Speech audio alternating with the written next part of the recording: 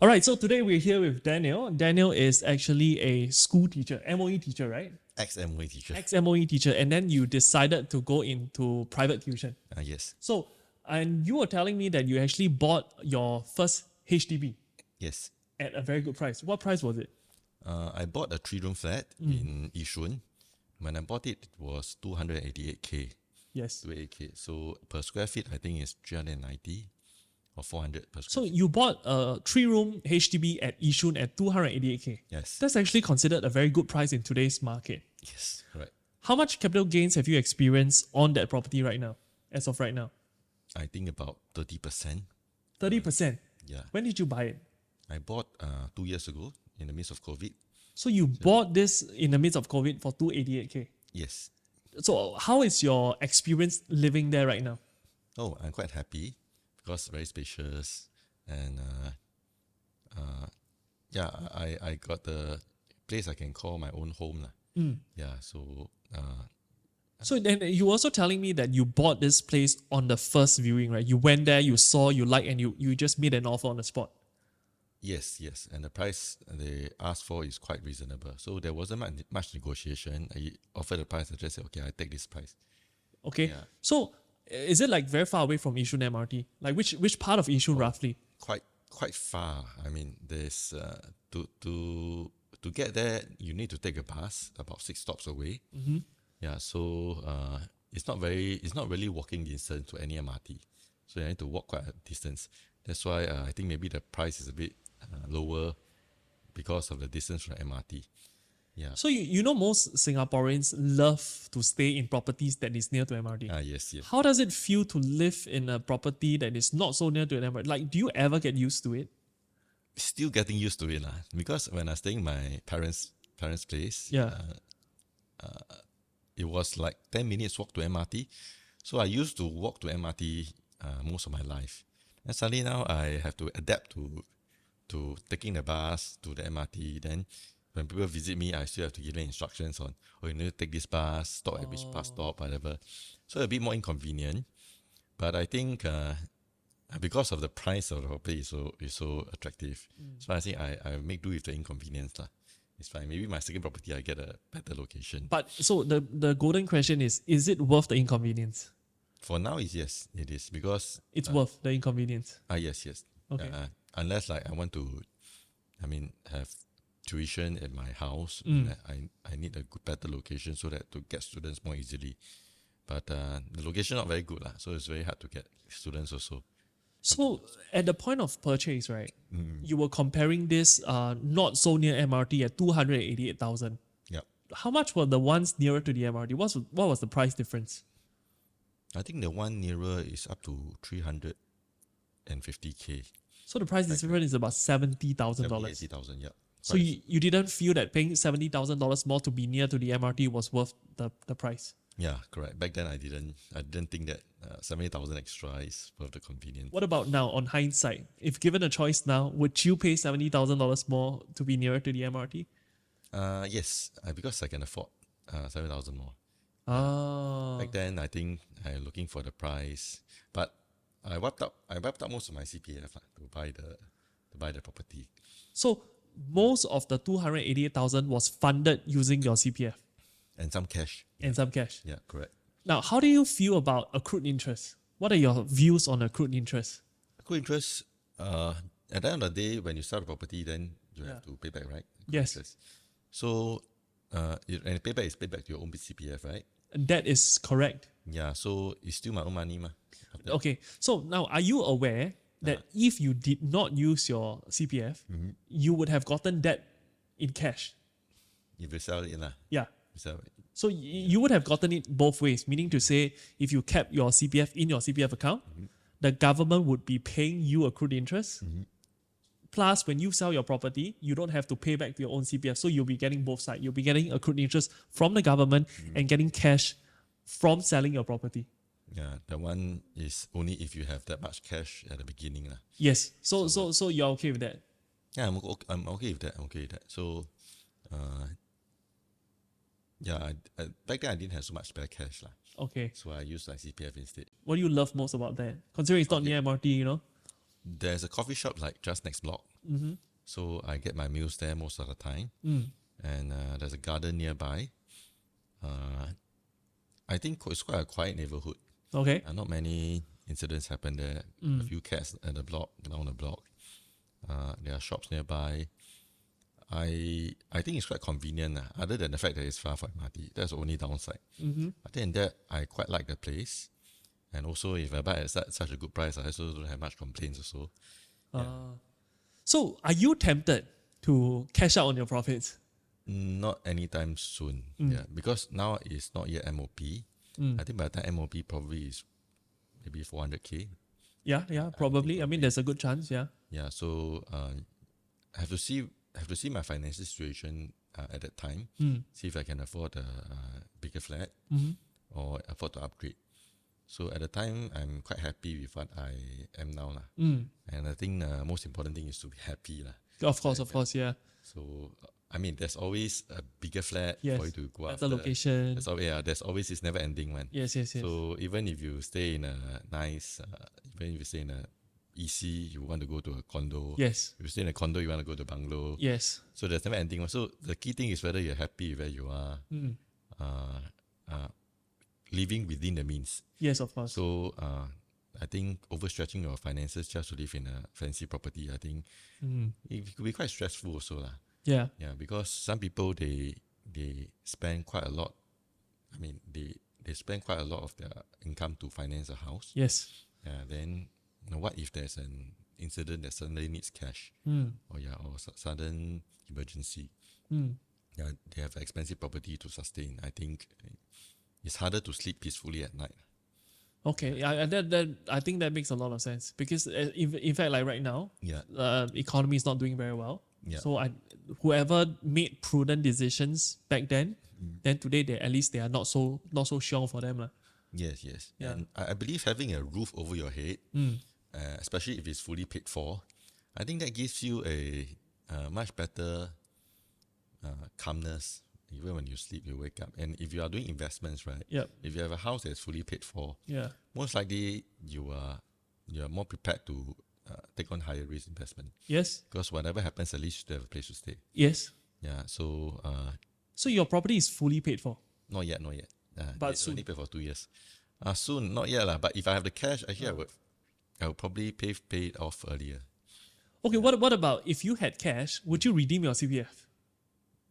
That means pay into the Pay. and get the CPF back. Correct. Would you do that? Is that something you would do? I never considered that before.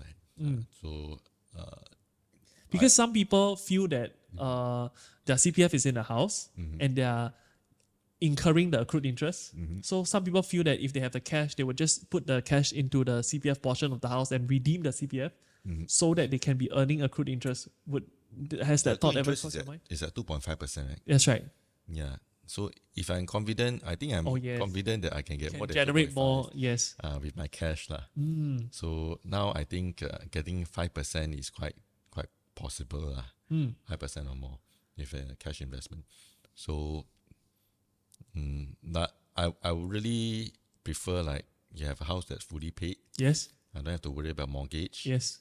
Yeah, I think that makes me sleep better at night. Okay, so you were also telling me about your journey on how you purchased this property, right? Yes. Like you saw it and then it was like during COVID, it was a good price and then you didn't engage an agent. Yes, I didn't engage an agent. Can you share with us how was the process like? I went to Property Guru. Okay. I searched and then I looked at the flats that is within my budget. So I saw this flat, 288, not too far, within my price range. So I contacted the agent and I went to the seller's agent. Yeah, and I told him, I want to view this flat. And straight away the agent actually told me, it's level 4. Are you okay? Oh, it's level 4. Immediately tell me level 4. Okay. Because Chinese pantang ma. Yeah. 4楼嘛. Yeah, correct. I said, okay, now forever, no problem. Yeah. Then we booked a time and we went out and see. So interestingly, the seller, his name is also Daniel. Oh, Yes, same name. coincidence. It's not his name. IC is his IC also. Yeah. So Daniel sells to Daniel, and I mean very interesting. Then quite a nice guy because I think the seller was a police officer. Okay. Yeah, and then After I viewed the house, straight away I think I like the place because it's quite well maintained, and I think I would be saving quite a lot on renovation. Oh, it was like pretty much done up to the style that you prefer. Yeah, correct. Okay. So I know that when I bought it, don't have to renovate the whole place. Yeah, so I decided, like, after one visit, I decided to, okay, I want this property. Yeah. And the agent was like, okay, negotiate. And in fact, the agent before talk about the price, he could ask about my background and all Yeah. these things. Like your background. Yes, correct. So at the point in time you went, you already did your intent to buy and all that kind of stuff. So you already know. I go to HDB website and get my, I think you need to get HLE and the back intent then. to buy. Yeah, correct. So I know, like, within my budget, I need to buy, I can only buy within how much. Yes. How much. So after I got that, then I go and shopping. So the agent was damn nice, I would say. I was quite lucky to get an agent that is very experienced. Yes. And he also, although he's a seller's agent, Yeah. but he's prepared to give me advice. Yeah. Even though he's not my agent. Yep. And I think his advice are quite useful. It helped you along the way. Helped me make a decision, and he wasn't pushy, like wants me to buy on the spot, Yeah. etc. So, but eventually I decided to buy the flat. Yeah. And I think the process was quite smooth. And once I got his number, he's very fast in replying all my queries. Yeah. How was the negotiation process like? Because you didn't have an agent representing you. How did you negotiate, and how was it like? He just said, this price cannot. I said, can. Wait, So who said? You said or what? the agent. He asked you, are you okay with ABC price? Yes, 2.8. correct. How much was it? 288. 2.8. Yes, Then your reply was? I said, yeah, okay. I said, well, are you okay with COV? I said, I try not to want to pay. I don't wish to pay COV. Yeah. Then I said, okay, 0 COV. And it was what, 0 COV? It was 0 COV. It was the valuation exactly 288. 288. Oh. So I was thinking, I thought HDB agent need to come down and take a look and then decide valuation. Do you know how it works though? I'm not sure. Okay, this is just interesting information even for those of you out there. So assuming you know that HDB valuation have changed. In the past, you do the HDB valuation first and then you sell the property based on roughly how much the valuation is. In the past was how long? In the past, I don't remember exactly how long ago. But then the government changed it. Right now, the seller needs to grant the option to purchase first. Then the valuation comes in. Okay, so assuming if everybody's transaction price is around maybe 288, and then you are willing to pay 350, only then will the HDB get the valuer to come down and do an actual valuation to understand why you're willing to pay this price. Oh. Okay. So if the price that is on the option to purchase is very close to the past few transactions, then the person will not even come down. They will just like say. They will just say, yeah, it's matched. Yeah. But in the event if it's too far away, then they will come down to come and check. To do an assessment. Yes, to do an assessment. I see. Yes. Yeah. So that's kind of how it works. So you're very lucky in a sense, like you saw what you like. It was within your budget. The agent was helpful. Everything fell right into place. Yes. And coincidentally, after I bought the purchase, I hired an ID. Yeah, I think I only spent 10K, 15K on my renovation. What did you spend on the 10, 15K? Mainly it's on the 2 toilets. So you needed toilets? And painting. Painting the And house, painting, yeah. Toilets and painting. So I replaced the toilet bowl, the basin, whatever. And no hacking. So without hacking, the renovation time was very fast. I think within 3 weeks. Oh, okay. Shift in already. And then coincidentally, the ID, interior designer, his name is also Daniel. So the seller's Daniel, the buyer's Daniel, and the ID is also Daniel. Yes. Let me ask you, at that point of time, did you feel that it was somewhat fate? Yes. So such a coincidence. So would you say, right, from a buyer's perspective, when you're buying a property, when such things fall into place just like that, does it compel you to reaffirm you that it must be fate? Has that thought ever occurred to you? That way, because I can think it that way, because it's such a coincidence. All of us have the same name. And it went on quite smoothly because the ID, everything that he said everything that he promised he would do, he did it. And then after I got my house, the renovation didn't have any problems. I shifted in. Even after like 1 year after I shifted in, sometimes I ask about the fans or whatever, I can message him, he can still reply. Wow, which interior designer company was that? Is it good? He started working for somebody. Yeah. Then he broke off and do it himself. Ah. Yeah. So he's quite good. And we became friends lah. So he's somebody that, I mean, if I have ID, next time if I have my own house, I'll probably look for him again. Because he gave me a seamless experience. He replied fast. Yeah, and he didn't really overpromise lah. Yeah. Yeah, so quite a pleasant person. So I would say my whole experience, I'm quite grateful that I met good people. I met even the seller was good. But there's one thing about the seller, I don't know why. After I shifted in, like 2 years after I shifted in, still got letters from the previous. They're sending to the previous. Oh, it's quite common. It's quite common. Yeah. Because the name is the same, Daniel. Yeah.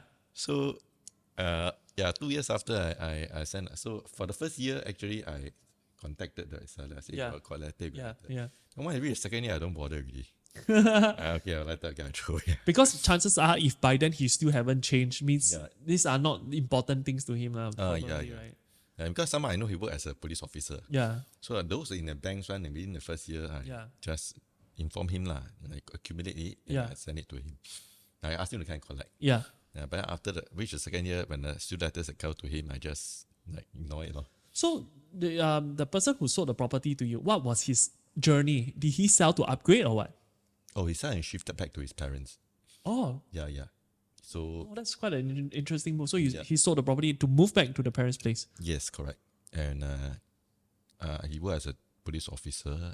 He rented a room out at that time. So that's all I know about the seller lah. Okay. I really didn't probe into like why he want to sell. Yeah. So was it a concern for you? Because most people buying houses were like, hey, why you want to sell? Is it somebody died before? Like, were these thoughts that, you had in mind? Actually, even if somebody died inside, right? Might as well the price is good enough. Also, also, you're more price driven than anything else. Yes. I think pantang lah, die so what? I mean, like everybody die is a part and parcel of the life cycle. Correct. Somebody die inside. Yeah. Even somebody, I mean, I go in the property good enough, price good enough, whatever good enough. I'll just get it also. Okay, can I ask, then why did you not try to negotiate? Because you told me that the agent said, hey, 288 can or not? And then immediately you say can. Like, why did you not try like, hey, 288 a bit too high, 260, 250 can? Like, why did you not try? Because when I go in, my budget was about 300. Yeah. So it's fall within my budget. And I also don't want to lowball people. Understand. Yeah, lowballing is a bit of insulting. I feel. Correct. Like, trying to take advantage of people when it's not. And also, if you want to ask for low, there must be a basis. Correct. Why am I asking for such a low price? And a sincere buyer wouldn't be there to lowball people. Correct. Because I'm not there to make a profit out of somebody. Yes. I'm there to look for a roof over my head, a place for me to stay and call home. So as long as the price is reasonable, I don't intend to negotiate much. So as long as it's reasonable according to transaction and what you can afford, you're cool with that. Yes, correct. So only after I shifted in, I realized that the bus, the five bus stop is quite inconvenient. But I think I tell myself I will get used to it over time. Yeah. So upon MOP, 5 years MOP, would your first move be, just pay $70,000-$80,000 more to be near to the MRT station? Would that be a thought? If the price of my property increase such that is appreciate 70-80K, which I think most likely appreciate more than 100K. Yeah. Most likely, then I may consider shifting to somebody near MRT. I may consider, but not really that a big factor for me, because maybe back then I'm very used to it. Yeah. I mean, and at most I leave the house a bit earlier to go to work, etc. And one of the saving grace is that the bus is very frequent. Yep. I don't have to wait for very long for the bus. Yeah. Do you think it's something you could ever get used to? Because after living there for a year now, right? Is it 2 years, 2 years, right? Years. You are still finding that 5 bus stop distance a thing. Yes. Do you think it will come a point where you'll be like, it's nothing? Yes, I think it will. You think it can be something that people can get used to? Yes, can get used to. Because, I have to count my blessings, you see. It's only 5 bus stops away. Yep. considering those that work in those Malaysians that work in F&B or they have to cross the causeway every day. Yes. There are more than 100,000, you know. I mean, 300,000 Malaysians cross the causeway every day just to work, then cross the causeway back to stay. And then these people, they wake up 3 or 4 hours earlier. Yes, yes. Yeah, just to travel. I mean, compared to these people, mine is nothing. So you're looking at it from the I'm thankful for what I have approach. Yeah, I think with that, life will be happier. Okay, fair. That's very good advice, actually. I mean, if everything you want to compare the best of the best. Yes, whatever, yes. Never ending. Never ending, then you'll forever be unhappy. Yes. Maybe when I was 10 years younger, I would be want it like that. Yeah. But now when I be at this age now, at 37, I sort of want to be grateful for the things I already have. Yes, of course. Yes, that's very Actually, good. having a roof over my head itself at this age, I think it's quite good really, because if you look at other countries, Hong Kong, Taiwan, these developed cities, I mean, they used to be compared to Singapore as four dragons, rising economy. But the young people there, very few of them can afford their own place. Yep. Very few of them. Only Singapore, I think the government go out of its way with grants to help people afford and own their own flats. Yeah, so it is not the norm in the world that young people can afford their own house. So and I need to be thankful that I have my own place to call home. And it also changes my mindset about life. Oh, in what sense? You have ownership, you have a stake in the country. Yeah. You feel that you have reached a milestone in life. Oh, yes. Because I think there are several milestones in life. There's 车子, 房子, 孩子. Yes. Yeah. So when you have 妻子, you have a wife, it's a milestone. Yeah. You have children, it's a milestone. Yeah. The third 子 is the house. Yes. 房子 Yes. is a milestone. 车子 not necessarily in Singapore. Yes. Yeah, so for 4个子 Yeah. 妻子, 房子, 孩子, 车子 Yeah. So I already have one of the 子. Yeah. Are you intending to get the others? Of course. When I get the right time but 房子最多买错了. I mean, if you bought the wrong house, you still can wait for 5 years to buy a new house. That's right. Wife is cannot. You get the wrong wife. It's very painful. Yes, I mean, yes. especially in Singapore. Okay, the MOP for marriage is 3 years. Yes. So if you get married, if you want a divorce, then you have these 3 years. So also no people should get married with the intention to divorce. Of course. Because in that case, don't get married in the first place. Yes. So have to find the correct person. Yes. And that because once you want to marry, is in the correct thing to do is you marry her for life. Yes. Is for the rest of her life. So I'd rather take a longer time to find the right one. Yes. Than to jump in. Rush into one. Yes. Yeah. So I'm not in a hurry. Slowly find one. Yes. Yeah, because my parents have grandkids already from my brother. So they are not so urgent also. Yes. Okay, just now you I mean, it seems like you're a very prudent person. I just want to get your thoughts on this, right? How much do you think a person should spend on their net worth to be paying for property? You mean as a percentage of income?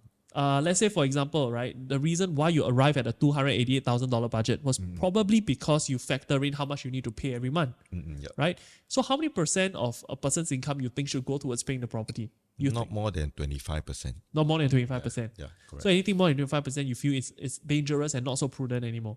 It's a bit overstretching themselves. Okay.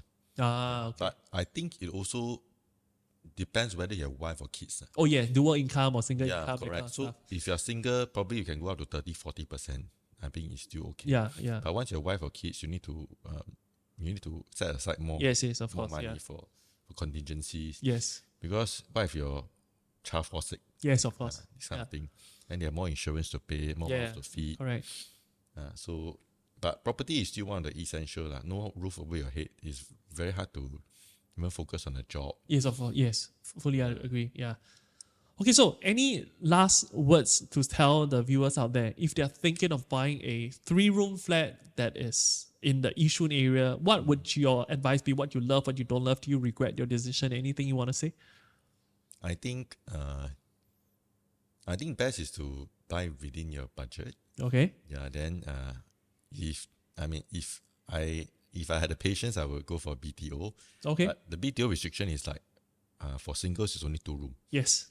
So 2 room is a bit like a bit too small. Lah. Yes. Just 2 room, so I ruled that out. I straight away go for 3 room. And I got 3 room because one of my friends, which is also Asian, actually advised me, don't go 2 room, go 3 room. Yes, of course. Because he tell me that in case you get unemployed, you still have a room to rent out. Yes. They tell me. And don't ever think that you will not get unemployed. Yeah, of course, yeah. Retrenchment, whatever, is uncertain. It's uncertain, yes. So he tell me that you can afford 3 room, go for 3 room, minimum. Yep. So I heed his advice, I go for 3 room. Yeah, and thankfully then I realized, okay, 3 room has a higher demand also than 2 rooms. And you want to sell, it's easier to sell a 3 room than a 2 room. Yes. So thankfully I heed his advice. And I'm also quite happy in my own house now. Yeah.